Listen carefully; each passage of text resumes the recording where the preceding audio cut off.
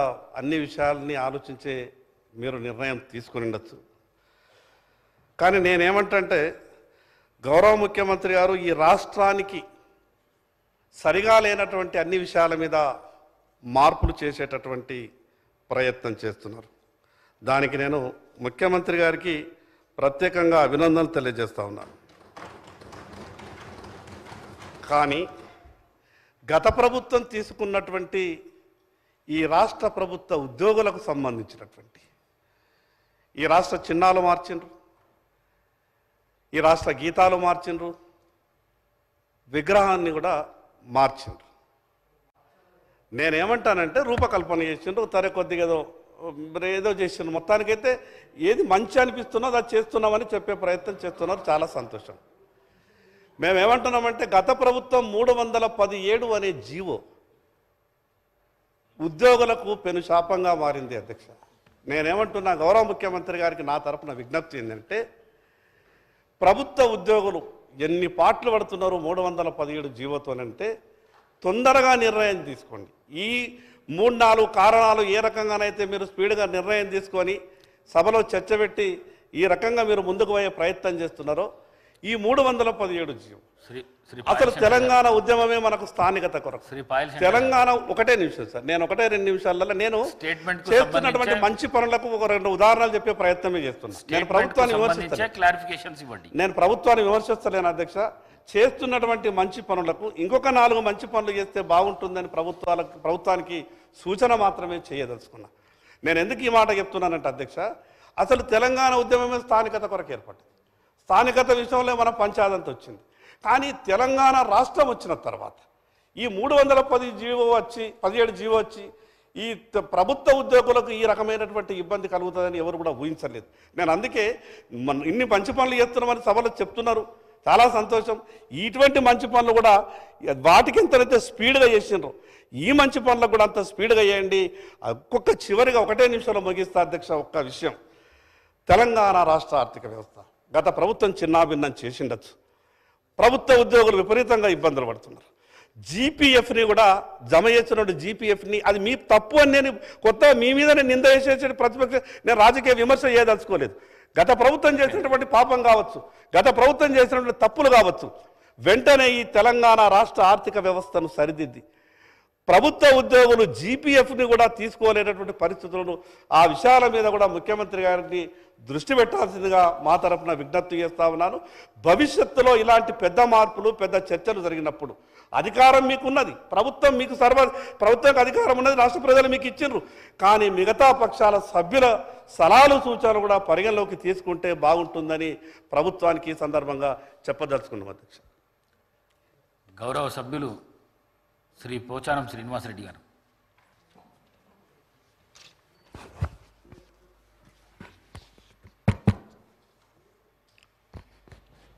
అధ్యక్ష, తమను మాట్లాడడానికి అనుమతించినందుకు ధన్యవాదాలు. తెలంగాణ తల్లి విగ్రహ రూపకల్పనపై గౌరవ ముఖ్యమంత్రి గారు చేసినటువంటి అంశాన్ని స్వాగతిస్తూ సంపూర్ణంగా మద్దతిస్తూ ఇది ఒక మంచి ఆలోచనతో చేపట్టినటువంటి కార్యక్రమం. ప్రభుత్వాలు మారుతుంటాయి, నాయకులు మారుతుంటారు, కానీ ఒక విగ్రహం పైన విగ్రహ రూపకల్పన పైన అనేక అంశాలు అందులో ఇమిడి ఉన్నాయి. నీలి రంగుతున్నటువంటి నదులకు, ఈ విధంగా పచ్చతో పంటలకు, అంటే మంచి ఉద్దేశంతో గౌరవ ముఖ్యమంత్రి గారి యొక్క నాయకత్వంలో ఈ తెలంగాణ తల్లి విగ్రహాన్ని రూపకల్పన చేశారు. మేమందరం కూడా తెలంగాణ 4 కోట్ల ప్రజలు మేము కులం, మేము అతిథులం కాదు. మేము కూడా ఆనాడు తెలంగాణ మొదటి దశ పోరాటంలో ఉన్నాం, మలి దశ పోరాటంలో ఉన్నాం. ఇప్పుడు కూడా మీ నాయకత్వంలో ఇక్కడ శాసనసభ్యుడిగా ఉన్నాం. ఈ శాసనసభ ముఖ్యమంత్రి గారి నాయకత్వంలో మనమందరం హుందాతనంతో అన్నిటికంటే ముఖ్యం, నేను కూడా స్థానంలో ఉన్నప్పుడు కూడా చాలాసార్లు రిక్వెస్ట్ చేసేవాడిని, శాసనసభ మర్యాదలు శాసనసభ ఉన్నతనాన్ని కాపాడుకోవాలి. మనం మాట్లాడే భాష, మనం మాట్లాడే తీరు బాహ్య ప్రపంచానికి ఆదర్శంగా ఉండాలి.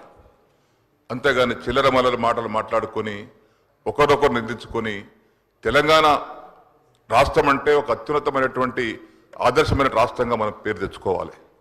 ఇలా దేశంలోనే కొత్త రాష్ట్రం ఏర్పడిన తర్వాత ఈ సంవత్సరం కాలంలోనే వివిధ కార్యక్రమాలు చేపట్టి, ఎందుకంటే నేను గత 25-30 సంవత్సరాలుగా శాసనసభలో ఉన్నాను. ఒక యువకుడు ముఖ్యమంత్రిగా అయిన తర్వాత వారి నాయకత్వంలో పనులు బాగా జరుగుతూ ఉన్నాయి. అందరూ ఆమోదించాల్సిందే. సరే, రాజకీయ విమర్శలు వేరు, వాస్తవాలు వేరు. కాబట్టి ఈనాడు వారి నాయకత్వం జరిగేటువంటి కార్యక్రమాలు కానీ, తెలంగాణ తల్లి రూపకల్పనలో వారు చేసేటటువంటి కృషి కానీ అభినందనీయమని చెప్పేసి కూడా ఈ సందర్భంలో తెలియపరుస్తా ఉన్నాను. అందుకే రాజకీయాలకు తావివ్వకుండా తెలంగాణ తల్లి రూపకల్పనలో భాగస్వాములైనటువంటి అందరికీ కూడా అభినందిస్తూ, ఈరోజు సాయంత్రం కార్యక్రమం ఏదైతే ఉందో 6:05 తెలంగాణ తల్లి విగ్రహ ప్రారంభోత్సవ కార్యక్రమానికి పార్టీలకు అతీతంగా, మతాలకు అతీతంగా, కులాలకు అతీతంగా, వర్గాలకు అతీతంగా అందరూ కూడా వచ్చి పాల్గొని ఆ యొక్క తెలంగాణ తల్లి విగ్రహం, తల్లి అంటే మనకందరికి కన్న తల్లే, తల్లిని మనం గౌరవించుకోవడం మన బాధ్యత. ఏ కడుపులో ఏ కొడుకు పుట్టినా, బిడ్డ పుట్టినా ఆ తల్లి జన్మిస్తేనే మనం పుట్టాం. ఈరోజు తెలంగాణ తల్లి మనకు అంత జన్మించింది కాబట్టి మనం ఇక్కడ ఉన్నాం, ఈ శాసనసభ నిలబడ్డాం. మన 4 కోట్ల మందికి తెలంగాణ తల్లి నిజమైన తల్లి మనకు తెలంగాణ తల్లి. ఒక్కొక్కరికి ఒక తల్లి ఉండవచ్చు, కానీ 4 కోట్ల మందికి తల్లి తెలంగాణ తల్లి. వారిని గౌరవించుకోవాల్సినటువంటి బాధ్యత మనందరిపైన ఉంది. గౌరవ ముఖ్యమంత్రి గారు ప్రవేశపెట్టినటువంటి యొక్క తెలంగాణ తల్లి విగ్రహ రూపకల్పన పైన దాన్ని సంపూర్ణంగా ఆమోదిస్తూ, సహృదయంతో స్వాగతిస్తూ, వారికి అభినందనలు తెలియపరుచుకుంటూ నేను సెలవు తీసుకుంటున్నాను. గౌరవ సభ్యులు మంత్రి గారు శ్రీ పొన్నం ప్రభాకర్ గారు. అధ్యక్ష, నమస్కారం.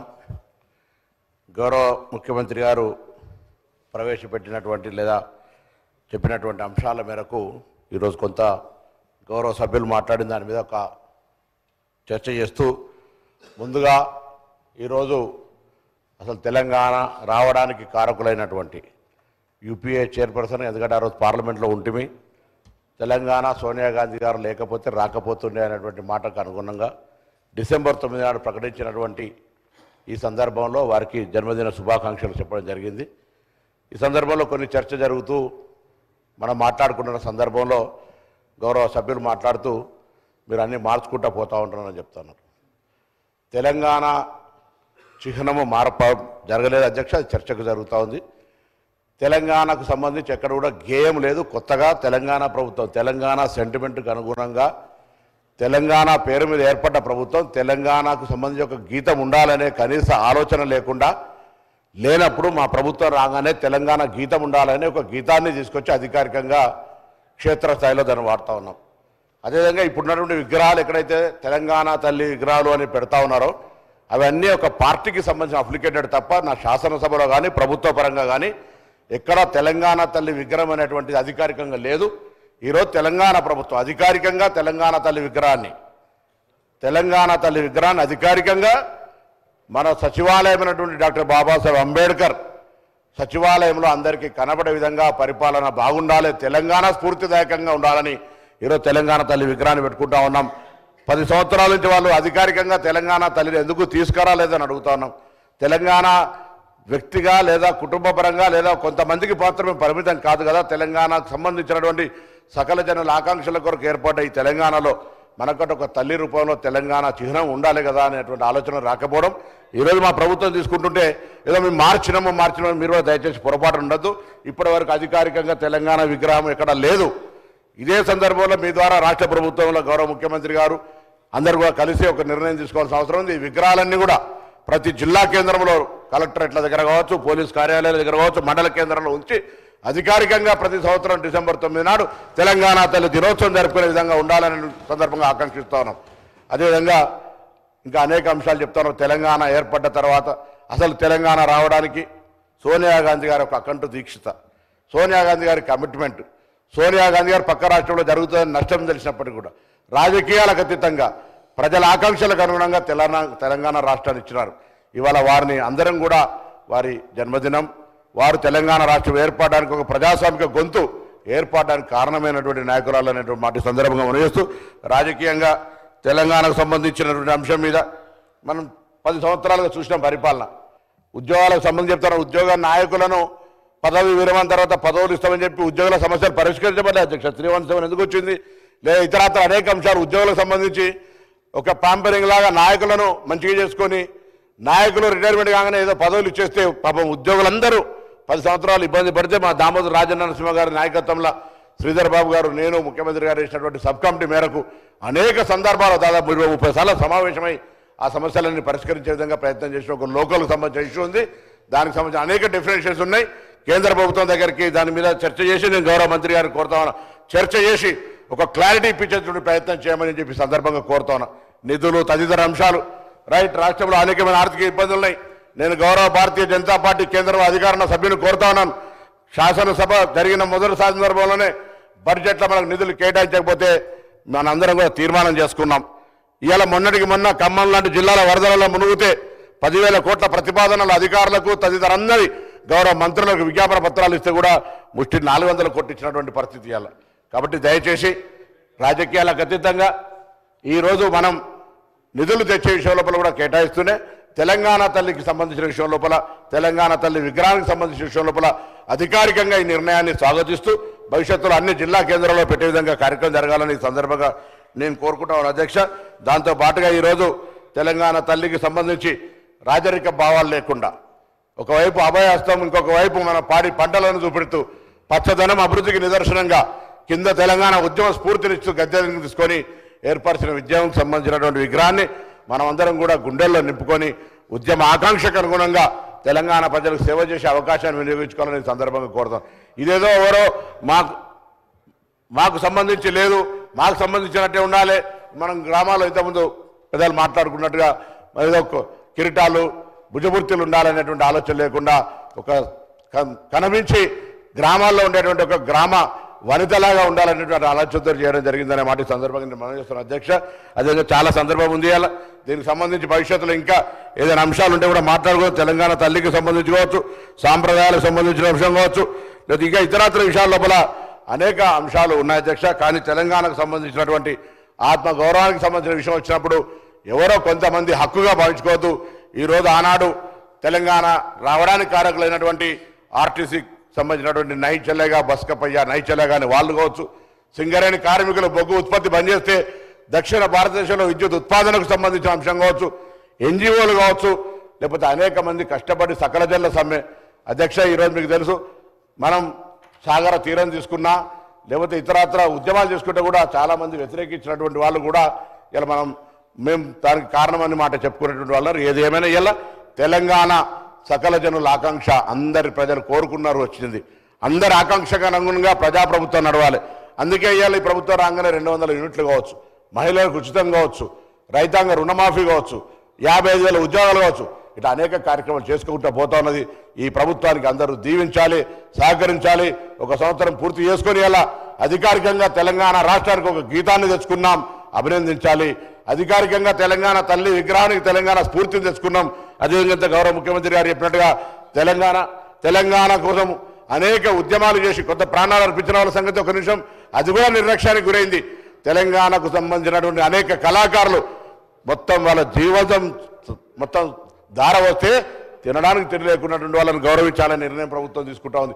ఈ విధంగా ముందుకు పోతున్న సందర్భంలో మనం తప్పకుండా మంచిని మంచి, చెడుని చెడు అనడానికి ఇలా శాసనసభలోకి వచ్చి మేము కూడా నేను గౌరవ మాజీ ముఖ్యమంత్రి గారు ప్రతిపక్ష నాయకులు కలిసి ఇలా విగ్రహావిష్కరణ రమ్మని ప్రభుత్వం పక్షాన్ని ఆహ్వానించడం, కేంద్ర మంత్రి గారిని ఆహ్వానించడం, మిగతా గౌరవ పెద్దలందరినీ ప్రభుత్వం పక్షాన్ని ఆహ్వానించడం. వారందరూ వచ్చి తెలంగాణకు ముఖ్యమంత్రి గారు చెప్పినట్టుగా రాజకీయాలు వేరు, తెలంగాణ ప్రయోజనాలు దేశంలో చాలా రాష్ట్రాల్లో రాష్ట్ర సమస్య వచ్చినప్పుడు అధికార ప్రతిపక్షం తేడా లేకుండా అందరూ కలిసి ఆ రాష్ట్ర ప్రయోజనాల కోసం పోరాడుతున్నారు అధ్యక్ష.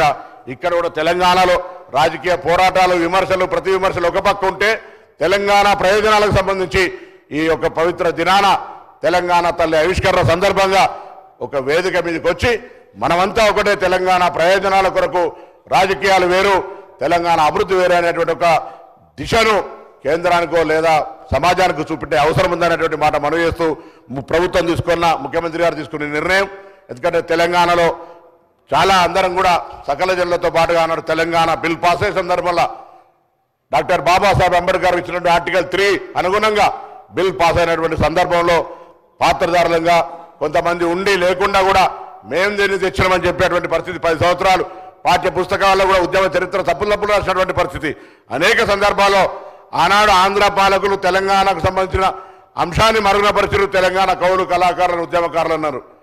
ఆనాడు రజాకార్ పోరాటకు వ్యతిరేకంగా మాట్లాడినటువంటి వాళ్ళకు సంబంధించిన మార్చేశారు.